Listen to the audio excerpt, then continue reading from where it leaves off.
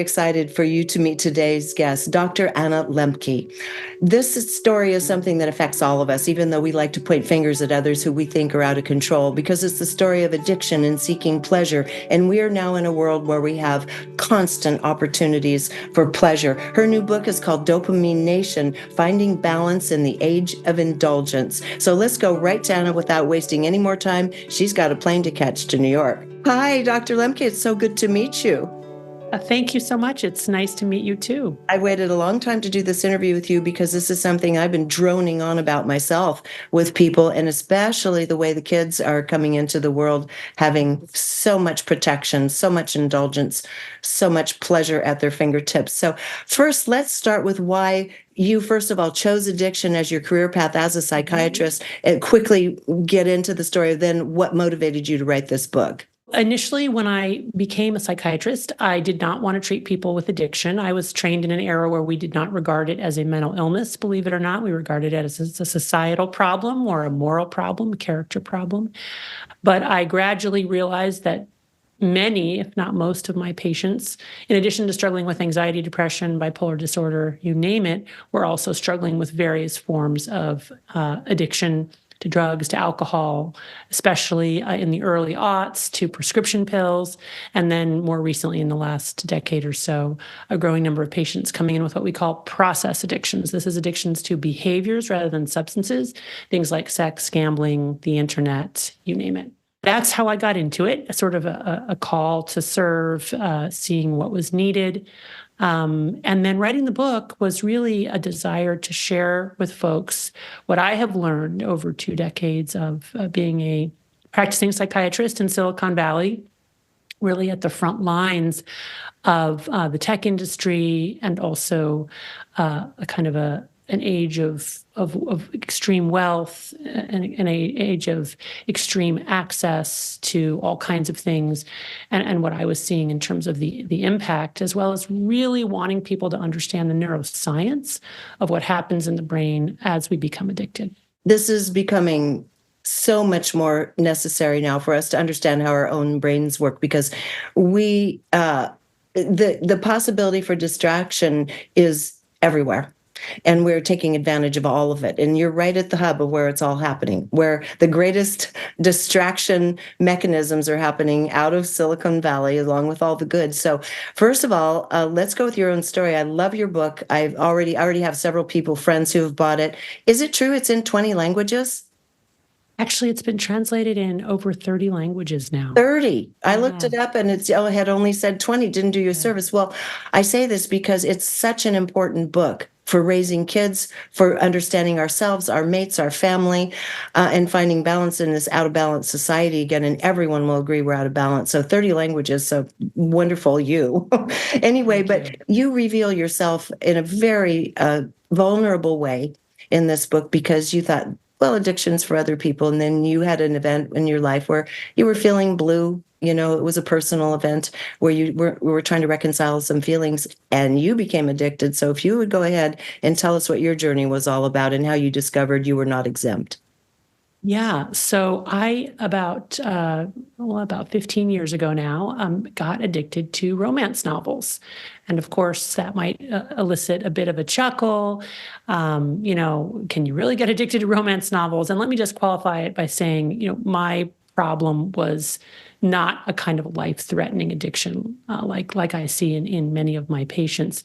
But it nonetheless ultimately did fulfill many of the criteria for addiction, which is a continued compulsive use of a substance or a behavior despite harm to self and or others. The Twilight Saga was my gateway drug. For those of you who are not familiar with the Twilight Saga, it's a teenage vampire romance series. And for whatever reason, it was very transportative. I just found that it was completely engaging to me. I was in this other world. I didn't have to think about myself or my own problems. I read the whole series very quickly, then read it again, then read it a third time, then read it a fourth time, and then thought to myself, gee, I wonder if there are other romance novels involving vampires. And it turns out there was a whole universe of romance novels involving vampires. And when I had finished reading those, I moved on to werewolves and necromancers, soothsayers, you name it. You can just imagine.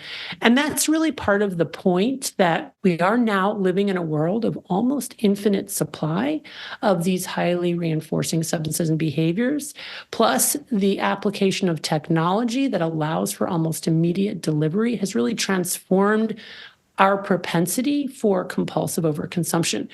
I remember when my friend Susan said to me, why don't you get a Kindle? It's so much easier than going to the library. And I live very near the library, so it hadn't been hard, but nonetheless, you have to go over there, you have to browse, sometimes you have to order a book, you have to wait for it. Once I got a Kindle, that was all over. At the click of a button, I could immediately download an electronic version of my latest romance novel. And what I found was that over time, I needed more and more potent versions of romance to get the same effect. And to just put that bluntly, I needed more and more explicit sex scenes. And I eventually got to a point where I was reading late into the night every night, going to work bleary-eyed in the morning, not really being present for my husband or my children in the way that I wanted to, and ultimately was reading really erotica, socially sanctioned pornography for women. And finding that I was getting progressively more unhappy in my own life. I just wanted to be in this fantasy world and not think about my own problems. It was interesting, too, when you were writing about it, because it was something that was creating a little bit of consternation and even a bit of shame, because you'd have to hide your books. Once you got a Kindle, you could put a book behind, as you said in your book, Right. behind a medical journal. And here, Right. no one knows what you're doing with the Kindle. Oh yeah. I mean, when you're toting around like your paperback with like the pirate and the bodice ripper and like the pink, title, and then like the swirly ribbons, like everybody knows what you're reading. But you got your Kindle. Hey, who knows? It could be War and Peace. I love it. And you already said you were up late at night. You were even, as soon as the client left, you'd pick it up and start reading between clients. Oh, I know. That was a low point. Well, I mean, it just goes to show you, I'm laughing because everyone watching this has some form of this going on. Virtually everyone watching it. I don't know very many people that actually have a truly balanced life right now. And that's why I wanted to bring it up, that it's ubiquitous, because it has to do with, in all of us, the production of dopamine and the opportunities for pleasure. And I'd really like you to explain a little bit of sciencey here, of the neuroscience of the discovery and the implications of the discovery of dopamine, number one, and how that works with pleasure and pain, so we get a little foundation before we launch into the rest. So dopamine is a chemical that we make in our brain. It was discovered in the 1950s as a human brain neurotransmitter. Neurotransmitters are the molecules that bridge the gap between neurons. Neurons are these long spindly cells that conduct the electrical circuits that make us who we are, but they don't actually touch end to end. There's a little gap between them. That gap is called the synapse. And neurotransmitters like dopamine, serotonin, norepinephrine are what bridge that gap to allow for fine-tuned control of those electrical circuits. Dopamine is essential for the experience of pleasure, reward, and motivation. So when we do something that's reinforcing or makes us feel good, that releases dopamine in a dedicated circuit in the brain called the reward pathway. The more dopamine that's released in response to a substance or behavior, and the faster it's released, the more likely that substance or behavior is to be potentially addictive for us. People have different drugs of choice. For me, I thought I was immune to the problem of addiction because alcohol, caffeine, those things really don't have much of an impact on my brain. But romance novels and in general, reading and escape fiction is my drug of choice. Also, other people, I would say, I'm very prone to that whole category of, sort of relationships as both enriching my life, but also potentially an area where I can get kind of caught up and be compulsive. That's sort of how dopamine works, very broadly speaking. It's not the only neurotransmitter involved in the experience of pleasure, reward, and motivation, but it is the final common pathway for all reinforcing substances and behaviors. So like alcohol works by our endogenous opioid and GABA systems, but at the end of that chemical cascade, it releases dopamine. Cigarettes, nicotine, works via our nicotinic acetylcholine system, but at the end of it, it releases dopamine. And what happens when our brain releases, especially a lot of dopamine all at once, as we do in response to an intoxicant, our brain has to adapt to that. And our brain adapts by downregulating our own dopamine production and transmission, not just to baseline tonic levels, but actually below baseline temporarily into what we call a dopamine deficit state. Now, if we wait long enough between use, eventually we start to regenerate more dopamine and we go back to sort of tonic baseline. But if we continue to consume that substance or behavior repeatedly, then that upward deflection gets weaker and shorter, but that downward response gets stronger and longer. And ultimately we can end up in a kind of chronic dopamine deficit state. And that now we're entering addicted brain, right? Because now we need more of our drug in more potent forms, not to get high, but just to raise our dopamine levels to healthy, normal levels. And when we're not using, we're experiencing the universal symptoms of withdrawal from any addictive substance, which are anxiety, irritability, insomnia, dysphoria, and craving. And this is really important because patients will come in and they'll say, "Doctor, I'm depressed, I'm anxious. Can you help me?" I will find out that they're drinking large amounts every day or smoking pot every day, using other drugs, reading romance novels every day, playing video games every day, watching pornography and masturbating every day. And they'll say, "Well, I only do that because I'm self-medicating my depression and anxiety. And if you would just, treat that, I wouldn't do these behaviors." But the truth of the matter is that that may be initially the reason that they started that substance or behavior. But over time, because of this process of neuroadaptation, that initially high dopamine behavior or substance is actually driving their dopamine levels down and now exacerbating or causing that. So one of the first interventions we will do is actually have them stop that behavior for long enough to reset reward pathways. And very often when we do that, patients feel less depressed, less anxious, et cetera, without our having prescribed any pill or done any kind of psychotherapy. These pleasure-seeking patterns are self-reinforcing in terms of the depression that follows, like you say, the anxiety and such that follows. And I mean, one of the big ones, certainly having a cell phone available, having social media where people are neurotically checking the phone many, many, many times a day, if not many times an hour.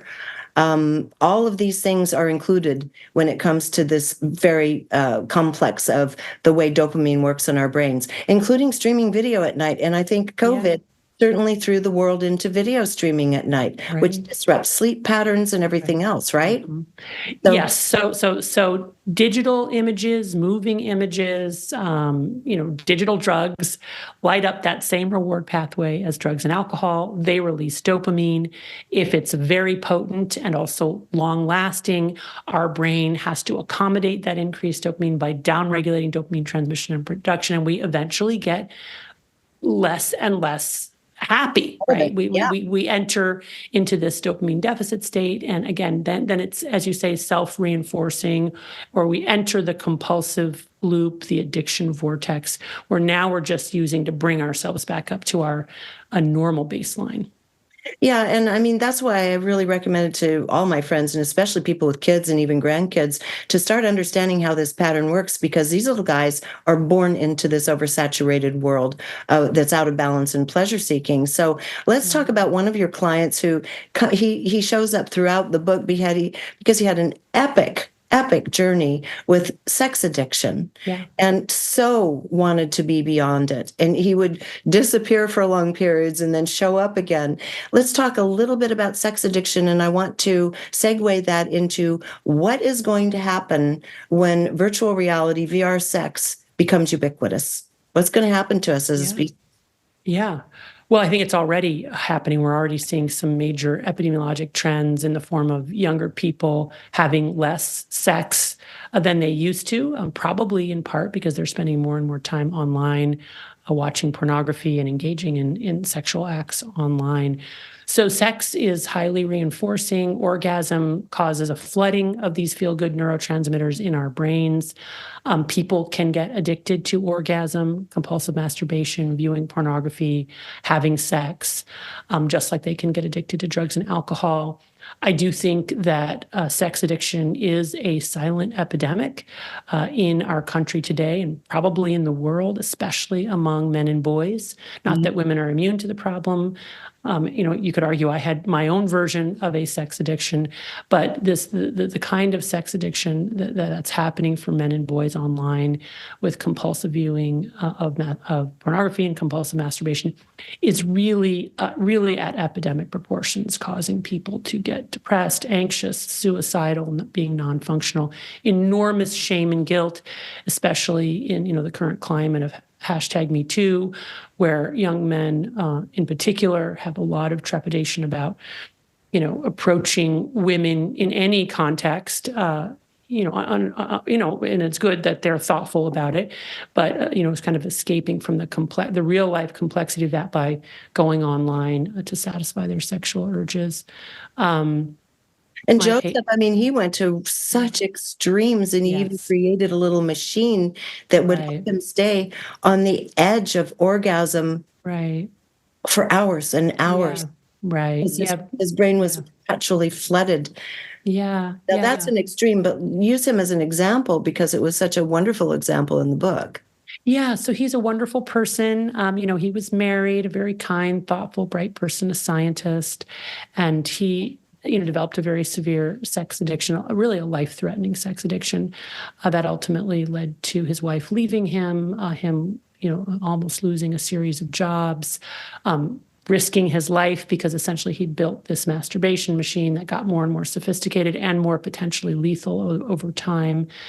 And talk about, shame and self-loathing and all of that. So he came to me desperately wanting help with this problem. And I'm glad to say that he did, eventually get into recovery with a lot of stutter steps. And he did that, by insulating himself from not just sex with other people on the internet and pornographic images and his machine, which he disposed of, but also connecting himself with people in Sexaholics Anonymous who were actively supporting each other, to abstain from these behaviors and finding that in doing so that their lives were better, and that's what he did. And he's really a hero in my eyes. Oh, yeah. I loved his story because he was so sincere. This is a man who finally was able to overcome, his situation with his addiction to sex through a lifetime of hard work. And throughout the book, you talk about AA with some of these other people. And you're really a fan of what AA brings to a person because it has in it principles that you find to be really important in creating this dopamine homeostasis, this balance in life and recovery. Speak a little bit about that for a moment, the tenets that seem to work across the board, regardless of the addictions. Well, so Alcoholics Anonymous and other 12-step groups are based on these 12 steps, as well as a foundational philosophy of a spiritual transformation that makes it possible. This idea that I am responsible, but I also only have so much agency in the world. And in my continued attempts to try to manage my behaviors, have not gotten me to where I need to go, such that I really need to, give it over to a power greater than myself, however defined, and do that in the community of other people who are also practicing the 12 steps. And what we know about 12-step groups is that for those who actively participate, they get into recovery at rates that are on par with people who get individual professional treatment. And that's measured out to a year, which is a long time when you look at mental health studies. That's pretty impressive. And then if you go even beyond a year, AA might even do better than professionally mediated treatment. There's been a number of studies looking at what are the mediators and moderators within AA and other 12-step groups. One of them is probably the sober social network, so just affiliating with other people. Another one is just the access and ubiquity. The meetings are free and in almost every church and synagogue and temple basement, or community room all over the world. And then the third is probably, the practicing the 12 steps, including, this kind of invoking of a higher power. Now, there are secular AA groups, folks who are atheists. You don't have to be somebody who, subscribes to any particular religion or is even particularly spiritual to benefit. But these 12 steps. Yes, yes. And you say that there's almost a kind of, it's like a positive, healthful use of shame almost, because shame is not something we want. But at the same time, this responsibility to your fellow people who are there with you, all recovering, there is a sense of you don't want to let them down. And there is a sense of shame if you break that code and let yourself and the others down. And you say that this is where shame actually can work almost in a very healthy way for people who are looking to find balance again. Yeah, so I make this distinction between pro-social shame and destructive or malignant shame. It's certainly true that addiction can lead to self-loathing, shame, and that can perpetuate the addiction cycle. But it's also true that if we didn't feel shame about those behaviors, we wouldn't be motivated to change them. So some degree of feeling shame and recognizing that can and is what motivates us to make a change. And what's, I think, leveraged very successfully in Alcoholics Anonymous and other 12-step groups is this phenomenon of pro-social shame, where shame, there's no shame about being an alcoholic, right? Because everybody there is an alcoholic. And in fact, it can be very de-shaming to know that, I'm not the only one. But on the other hand, there is some degree of shame about not acknowledging that you're an alcoholic and not working the 12 steps and participating in meetings and being of service in the group as a way to, as a path toward going into recovery. So I like to make that distinction just because I want to acknowledge, I think that shame is both a very powerful and a very useful human emotion, and that if we create the right kinds of human communities to respond to people who have transgressed in a way that allows their shame to be a source of motivation and provides a path for making amends, then it can be a very positive and useful emotion to help people, make good changes in their lives. Yeah, I like the fact that you made a delineation between the two, because it's a subject that, depending on what circles you're in, shame is evil. It's right. right. So I like the way you handled that. I hope you're enjoying this video, because if you are, there are dozens more like it on my site, all supported by people like you. So if you'd like to keep this work rolling in and join our community, just click on the Patreon button at reginameredith.com. That also gives you access to insider commentary, my live book club, and other live events with special guests. So join in. Thanks. So I'd like to go into the subject of a couple of young men. Choose one. I love the young man that made it from Arkansas to Stanford, and what happened with him. Yes. And maybe tell his story, but also the story of others raised in Silicon Valley. You see a lot of them who have everything. Yeah. Anything they want, any way they want to feel, boom, they can dial it up, or they've got something to fly it for them. Yeah. So this is embarrassing because the guy the patient of mine who moved from Arkansas, I remember his real name. He's still my patient. I don't remember what name I used for him in the book. Oh, it's fine. Let's not worry about it. We'll just say the Arkansas guy. Okay, the Arkansas guy. Okay, yeah. My patient from Arkansas, he came out from Arkansas to be an undergraduate at Stanford. He was so excited about the prospects for his life. He came from a relatively poor family, and Stanford was going to be, the beginning of his amazing career and adventure. And instead, what happened was he felt very isolated at Stanford, couldn't really find community. I think that's true for a lot of kids at elite colleges, and ultimately got into drugs, got addicted to opioids, and then repeatedly dropped out 4 or 5 times over as many years because he just couldn't stay in recovery. And then eventually he got on buprenorphine, which is an opioid agonist therapy for severe opioid use disorder, which stabilized him enough to be able to sort of re-engage in his life, come back to Stanford, and successfully complete his undergraduate career with honors and go on to graduate school and, really have an enormous amount of. It was a wonderful Yeah, story of yeah. reformation because he kept trying. I kept thinking, how did he keep being readmitted to Stanford that many times, after Well, good for Stanford though, I thought it right? was Right. I wonderful. mean, good for Stanford for, That surprised yeah, for knowing that this kid could do it and for Yeah. being patient and waiting for him to be well enough, and let me tell you, I mean, he graduated with an enormous amount of gratitude and fondness for the institution. So yeah, that was a good ending. It was a good ending because he really put himself into it with you over and over again. Like you Yeah. say, he's still with you. Yeah. So now let's talk about a different kind of situation. Some of the kids that you encounter who literally do have everything and they can dial it up, anything they want in a moment's notice, and what that's doing to their brains, to their dopamine production in this. Yeah, I mean, that's a really sad thing that we're seeing more and more of in clinical care is kids who are coming in without any desire to grab life.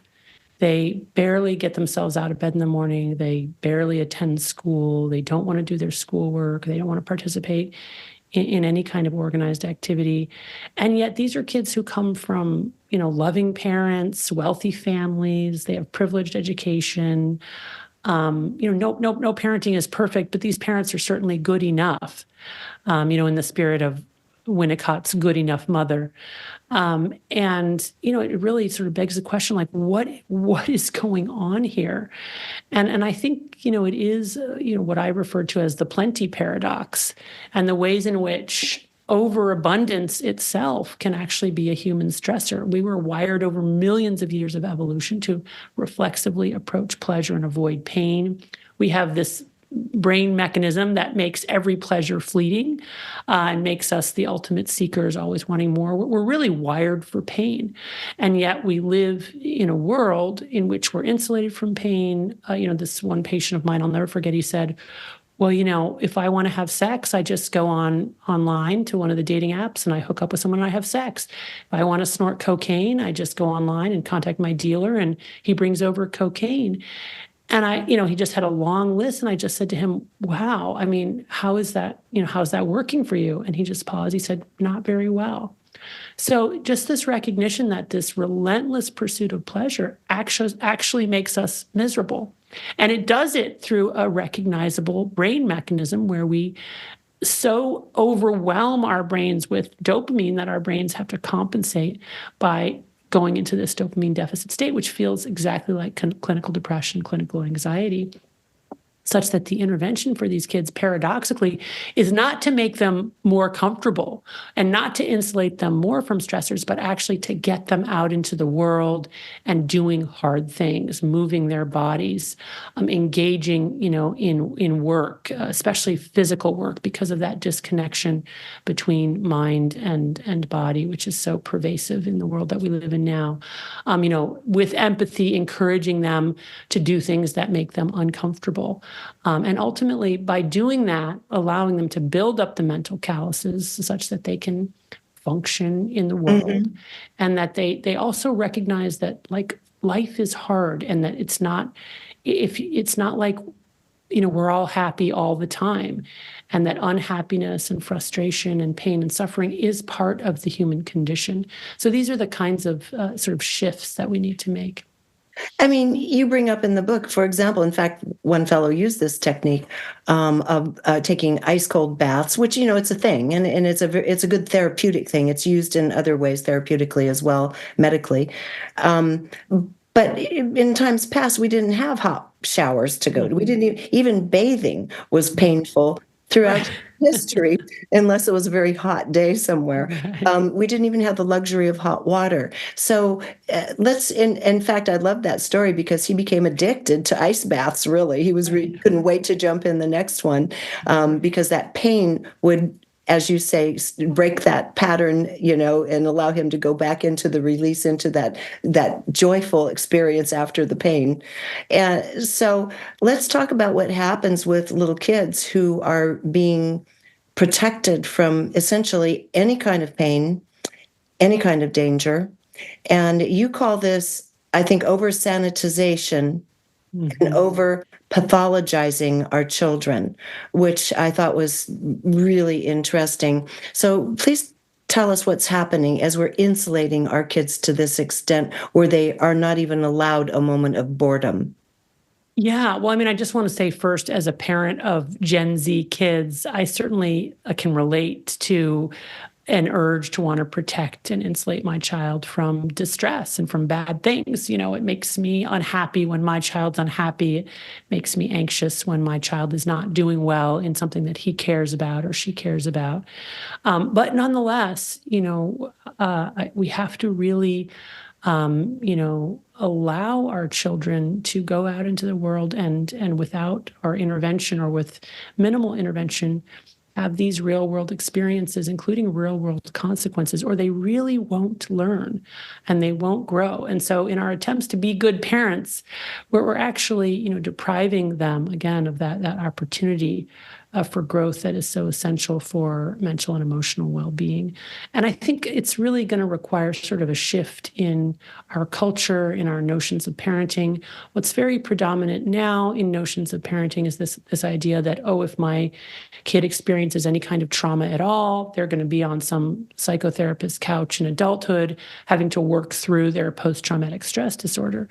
But in fact, that's a very modern concept. Mhm. As recently as 150, 200 years ago, nobody thought about life stressors in that way. Even when I was a kid, wasn't even considered. Right, right. And again, you can take any of these things to the extreme. It's probably generally good that we don't, use physical Yes. punishment of our. I mean, it's maybe there's different schools of thought on this, but in general, I mean, either extreme is not good. But I do think that we've tipped over far too far in the direction of just wanting to protect our kids from any kind of and people feel that the stakes are so high for our kids, to have a kind of academic and material success. And we're so anxious and frightened about our kids not sort of climbing this social ladder, which is, by the way, exacerbated by social media and TikTok and all the ways in which, kids now are not just comparing themselves to their siblings or their neighbors or their classmates. They're comparing themselves to the whole world, seeing these, influencers who seem to have it all. So it is a really, it's a hard world for these kids to grow up. And I have a lot of empathy for them and for their parents, of which I'm a part. But somehow we've not gotten the equation quite right. Well, no, not yet, because all this is relatively new. It's only Yeah, the last couple decades that we've been faced with raising children with a device in their hands, right. you This is know, true. Yeah. which is doing something too to their brain in terms of, the synaptic response and shortening Yes. of attention spans, to say nothing of all the rest of it. Yeah. So, did you by chance see a documentary called Babies that came out maybe 10 or 15 years ago? And I No. bring it up because what was so fascinating about it is it was the chronicling the lives from birth to the age of, I believe, 3 or 4 years old, of four babies from different kinds of backgrounds around the world. One of them was in a village in Africa.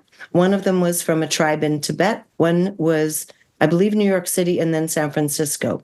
And it was at the end of it, what you came away with, the baby that was shining and capable and open and running with the herd was the baby in Africa. Uh-huh. And it was interesting because what they had was a mother that was nearby. She was always there by the hut or by the tree. At least one mother was there. Right. Most of the mothers were there. So they knew they could touch with her. But the kids went out and ran on their own. They experienced all of their environment, and they, barefooted, etc., whatever dangers were out there. The kids ran as a herd together, and this little baby, by the time he could walk, was running with the other kids and learning his environment. He was healthy. He wasn't sick. His eyes were shining. He was curious. So let's talk about how we can even begin to allow our children. We're not in the savannah somewhere, how we can begin to give some of this back, and the notion of the beauty of boredom. Yeah.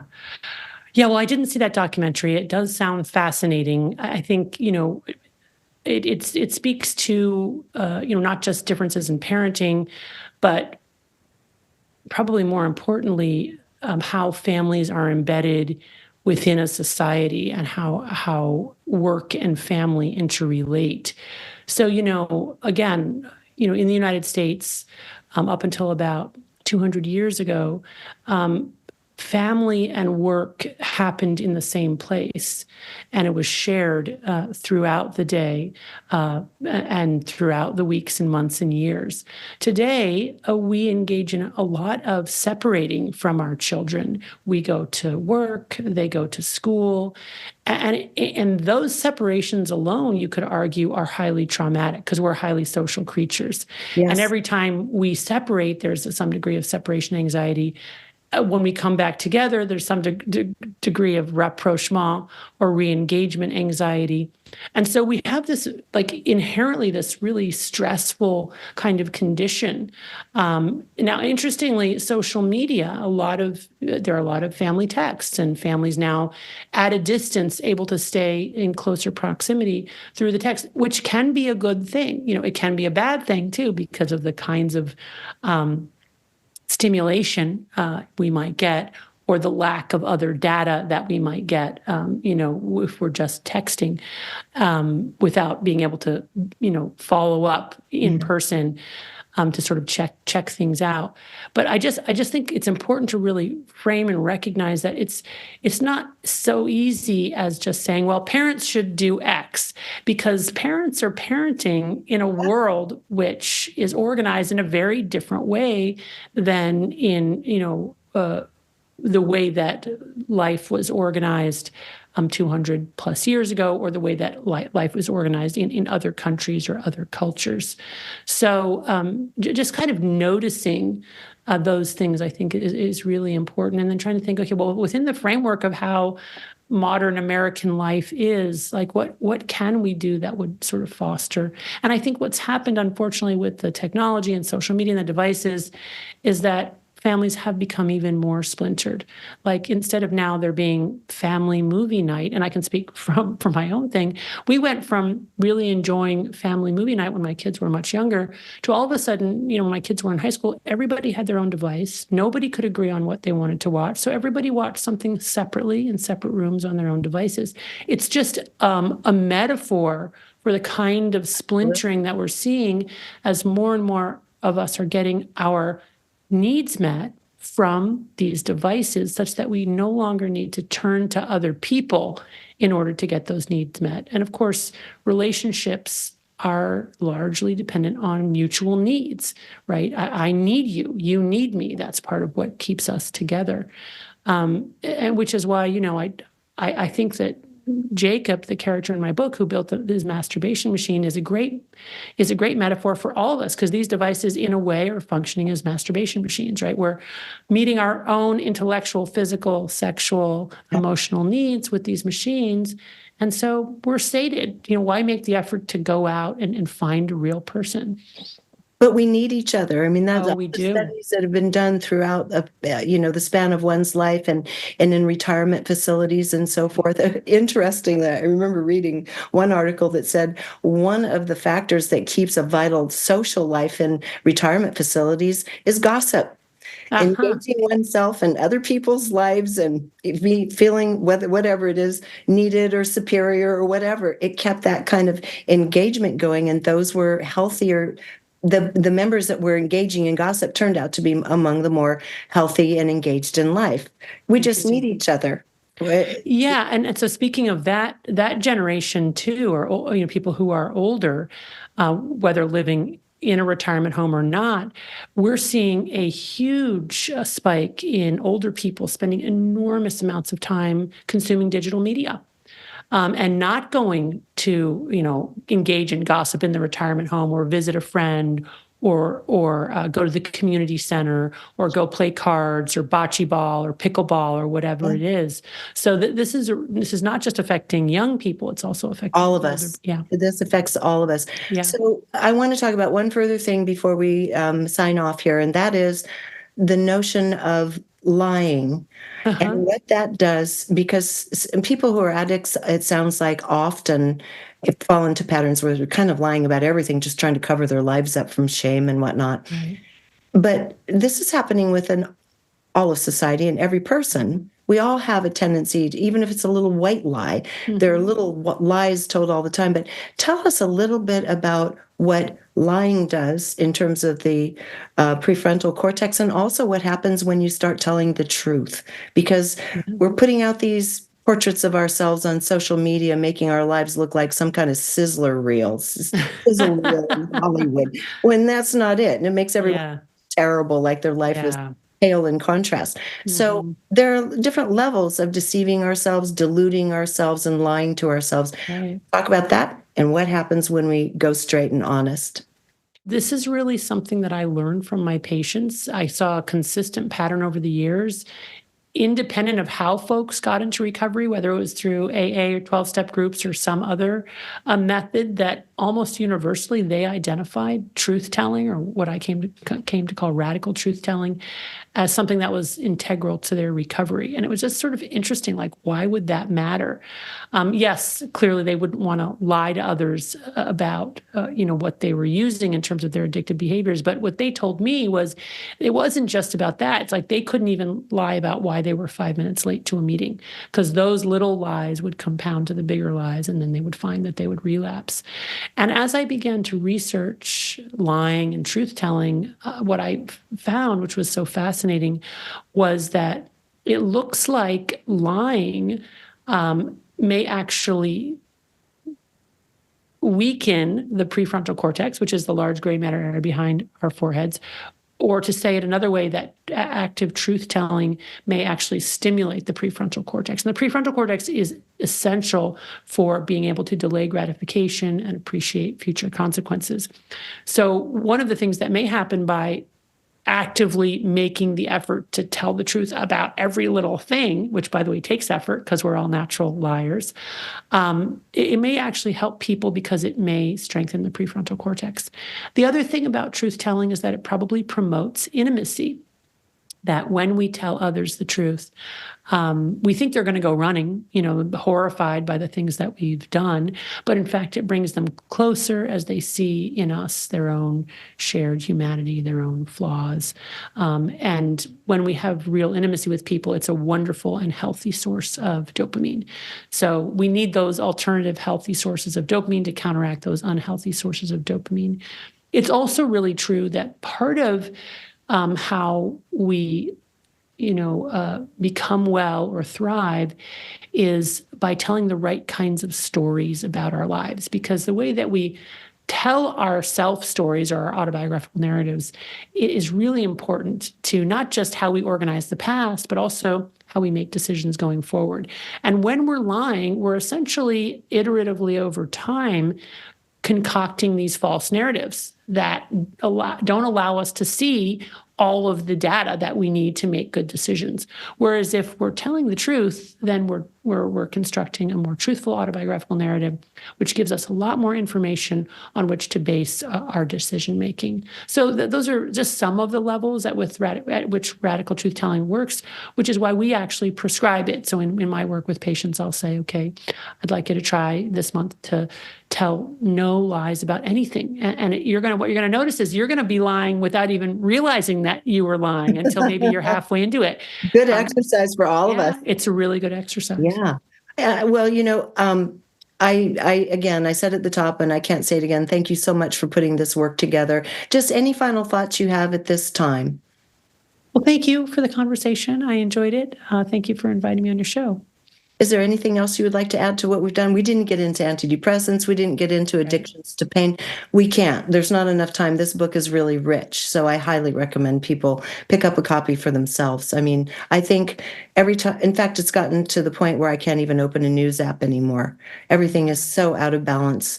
Right. Portrayed in such an unrealistic light with nothing but violence, greed, etc. Worship of the wrong things, materialism. So I think every person watching this feels the lack of balance. Right. And so I think this is the only book I've read that actually addresses that lack of balance. The rest of them, especially in New Age communities, are happy, have thousands of titles on how to find happiness. You're saying, pause a moment, try to find this balance, right? Right. Yes, exactly. And I guess I just remembered this, but for folks who want to interact more directly with the ideas in Dopamine Nation, we are coming out this year with a Dopamine Nation workbook. There are a bunch of sort of fake workbooks online that people have made, but we're coming out with the official Dopamine Nation interactive workbook, and it should be available sometime in the next 3 to 6 months. Wonderful. Yeah. So glad to hear that. Okay, well, thank you so much. Enjoy your trip to New York, visiting your daughter. Thank you. I will. Thanks so much. I've enjoyed my time with you, and I hope to see you in Boulder on Gaia with me in the future as well. Oh, yeah, that'd be great. Take good care. Bye-bye. Thank you. Everybody, again, the title of the book is Dopamine Nation, Finding Balance in a World of Indulgence. And I think we all relate to that one, and I call this really one of my top 10 must-read books. So until next time, thank you for joining us here on reginameredith.com. If you enjoyed this video, be sure to subscribe to my YouTube channel. And you might also want to consider joining Patreon, which allows me to keep all of this content free and available to everyone. And if you're looking for like-minded souls, you might also enjoy my online community called Our Neighborhood. Links to join are in the description.